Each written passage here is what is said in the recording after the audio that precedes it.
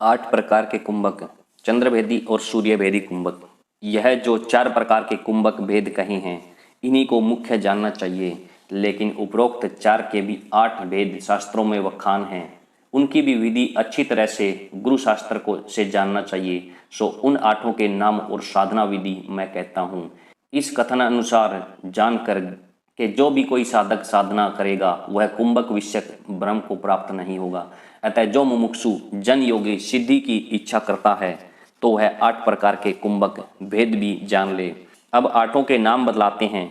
चंद्रभेदी, उज्जयी, मूर्छनी, ब्राह्मरी, शीतकारी, शीतली, भस्त्रिका और 8वीं केवल कुंभक है। सो अंत में यह केवली ही मन लगाने योग्य है।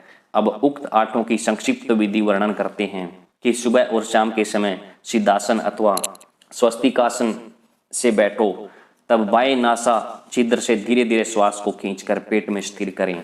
फिर निम्न मात्र विधि के अनुसार उदर में रोककर दाएं नथुने से श्वास को धीरे धीरे बाहर निकालें और बाहरी स्थल पर स्थित कर दें। रोककर पुनः सूर्य से ही श्वास को खींचें और उदर में स्थित करें। रोककर फिर चंद्र से श्वास बाहर निकालें, वहां ही स्थित करें। इस प्रकार पूरक और रेचक के साथ आभ्यंतर तथा बाह्य कुंभक बार बार करें। यदि कुंभक काल में प्रथम श्वास चंद्रमा से खींचा जाए तो चंद्रभेदी कुंभक और सूर्य से खींचा जाए तो सूर्यभेदी कुंभक नामक समझना चाहिए। पूरक, रेचक और कुंभक करते वक्त मात्रा हृदय या नाड़ी की गति अथवा ओम के साथ 1-2 आदि अंक गिनती काल समान होने चाहिए अथवा 1-2 मात्रा की वृद्धि भी यथाशक्ति करें। प्रथम 10 मात्रा से प्रारंभ करें और कुंभक 4 से प्रारंभ करके कालांतर में बढ़ाते बढ़ाते 18 पर्यंत करें। अब दूसरी कुंभक का अवान्तर भेद कपाल शोधी सहित उज्जयी कुंभक का वर्णन करते हैं। दोनों स्वरों से पूरक करने के बाद जालंधर बंद की विधि इस तरह से करें कि कंठ के नीचे सीने के ऊपर जो एक गड्ढा है वहां टोड़ी फंस के लगाएं। यथाशक्ति पवन को पेट में रोककर दोनों नथुनों से रच दें। इसी प्रकार बार बार प्रतिदिन करने से कपाल मस्तिष्क का शोधन होता है। इसे कपाल शोधनी नाम की कुंभक कहते हैं। यह उज्जयी का अवान्त भेद है।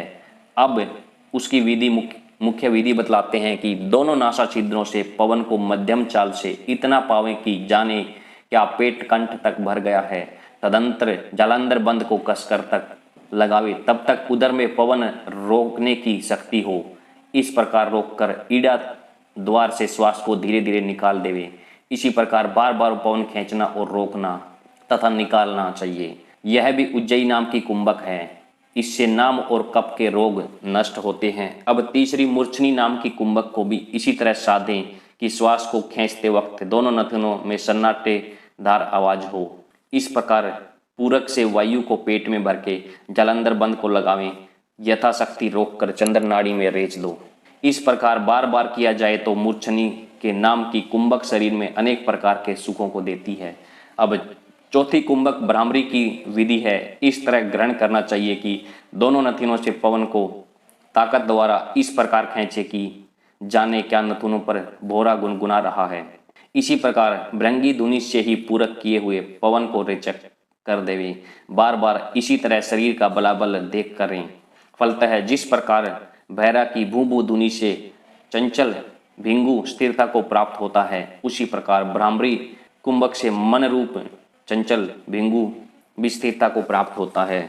अब 5वीं शीतकारी कुंभक का वर्णन करते हैं कि दोनों नासा छिद्रों से पूरक करके जब पवन से उदर पूरा भर जाए तब मुख से वायु को विसर्जन करे, लेकिन शीशी शब्द ध्वनि करता हुआ मुख से रेचन करे। यह शीतकारी नाम की कुंभक आलसी, नींद आदि दोषों को नष्ट करती है और शरीर के तेज में वृद्धि करती है। अब 8वीं शीतली कुंभक की विधि इस तरह है कि तालु से जीभ की मूल को लगाकर जोर से पूरक द्वारा पवन को पीछे और कंठकूप पर जालंधर बंद को लगावे। रोक कर नासा से शनय शनय रेच देवे।